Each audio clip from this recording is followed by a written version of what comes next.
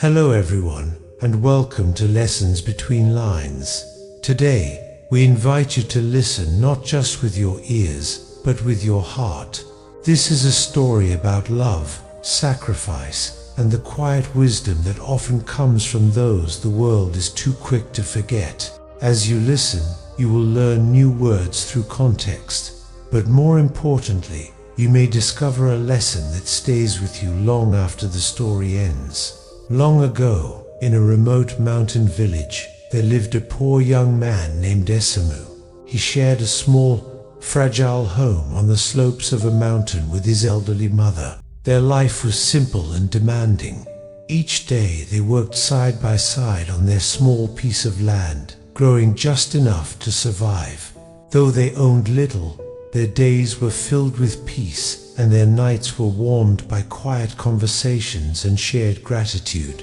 Esamu's mother was not just his parent. She was his guide, his strength, and the calm voice that had shaped the man he had become. That peace was shattered when a cruel decree echoed across the kingdom. The emperor, a ruler feared more than respected, announced that all elderly people were to be put to death.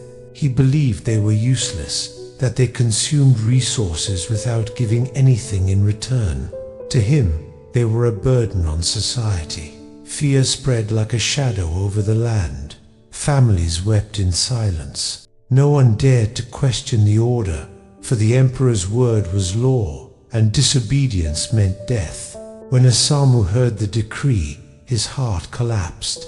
His mother, who had carried him through life with patience and love, was now marked for execution.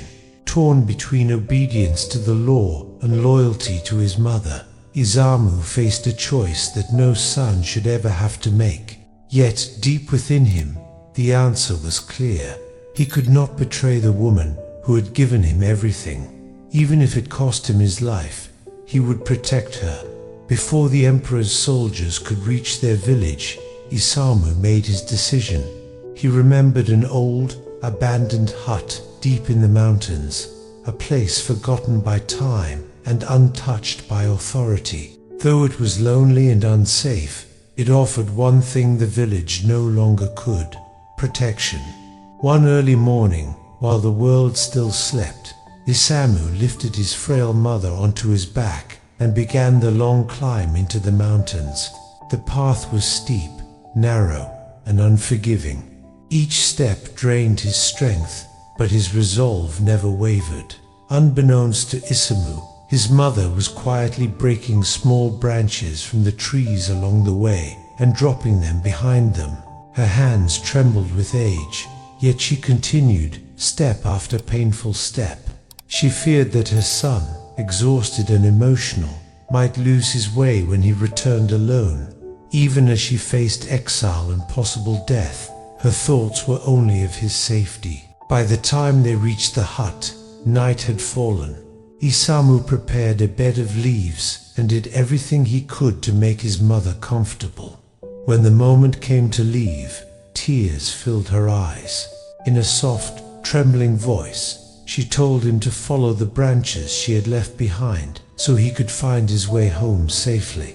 Only then did Esamu notice her wounded hands, scratched and bruised from breaking the branches. The sight broke him. Even in her suffering, her love had never faltered.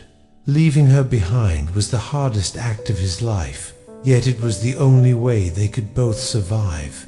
From that day on, Esamu lived a life of quiet courage.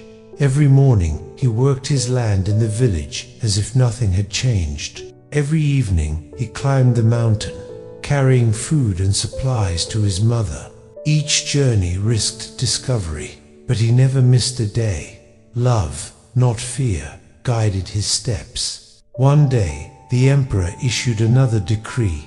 This time, he demanded that his people make a rope from ashes. The task was impossible. Ashes could not be tied, shaped, or held together. Despair swept through the kingdom once again. When Esamu shared this challenge with his mother, she listened carefully, her eyes thoughtful and calm. After a moment of silence, she spoke. She told him to first make a rope from straw. lay it carefully on a flat stone, and burn it slowly on a windless night. The straw would disappear, but the ashes would remain in the shape of the rope. Isamu followed her instructions exactly. The next day, he presented the ash rope to the emperor's soldiers. Word of this miracle reached the emperor himself, who summoned Isamu to the palace. Astonished, the emperor demanded to know how such an impossible task had been completed. Standing before the ruler, Isamu felt fear tighten his chest, yet he chose truth over safety. He confessed everything. He revealed that the wisdom came from his elderly mother, and that he had hidden her away, defying the emperor's law. Isamu lowered his head, ready to accept punishment.